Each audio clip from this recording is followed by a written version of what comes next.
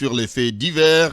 Les Sénégalais en raffolent, beaucoup privilégient la lecture des faits divers. Donc à chaque fois qu'ils ont un journal entre les mains et quand vous en parlez à d'autres, ils vous disent que cela ne les intéresse pas du tout et qu'ils n'ont pas de temps à perdre. Le reportage de Mamadou Dieng. Confortablement assise dans un bus Tata de la ligne 62, Oumi attend que le véhicule fasse le plein pour partir. Voilée, de gros casques lui couvrant les oreilles, elle les enlève pour nous écouter. Oumi se retrouve facilement dans les faits divers qu'elle affectionne énormément. Mais pour l'étudiante en énergie, le débat reste ouvert. Ça c'est sûr. On accorde plus d'importance aux faits divers qu'aux faits qui sont très importants. Ça je l'ai constaté. Parce que je pense que peut-être ils trouvent ennuyeux les faits importants. Et parfois les faits importants, on a besoin d'avoir un niveau de connaissance, ce que la plupart n'ont pas. Donc on a juste besoin d'un fait divers. On n'a pas besoin de connaissances pour ça. Seulement on pose le débat et on partage des idées sur ça. Ça va réduire, ça va beaucoup réduire parce qu'on ne s'intéresse plus aux autres types d'informations en fait. Nous descendons du bus Tata juste à l'arrêt. Monsieur Diop tente de traverser l'avenue Cheikh Anta Diop. Selon ce professeur de droit, c'est simple.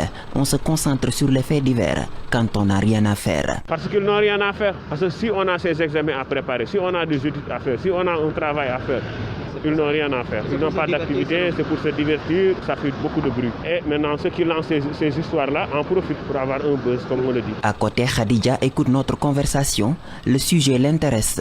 La jeune fille a son mot à dire. Ça m'intéresse pas.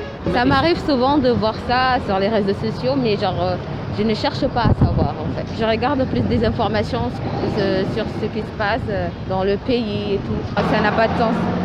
Les faits divers semblent supplanter les autres informations, surtout chez les jeunes.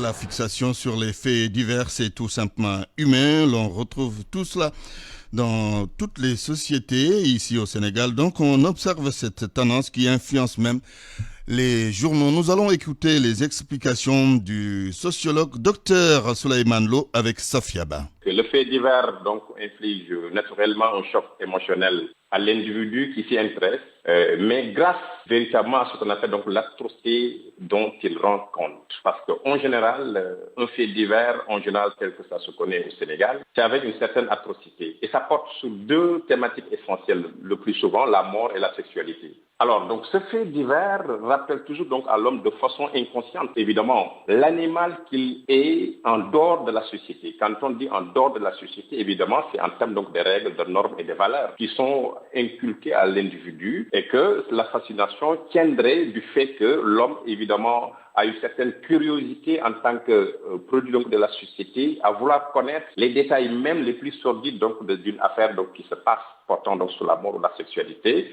Et que à lui qui se pose toujours la question pour être incapable de commettre donc à travers évidemment donc grâce à l'éducation donc qu'il a reçue, le fait divers rappelle à l'individu l'animalité donc dont il serait capable donc de commettre si toutefois il n'était pas évidemment donc pris donc dans le cadre donc d'une éducation, d'une socialisation. Et c'est cela que les journaux d'ailleurs ont compris pour pouvoir toujours mettre l'accent en tout cas donc sur cet élément parce que sachant que ça fait sensation et que donc les individus s'intéressent donc le plus souvent donc à cela, les journaux ont une logique donc économique.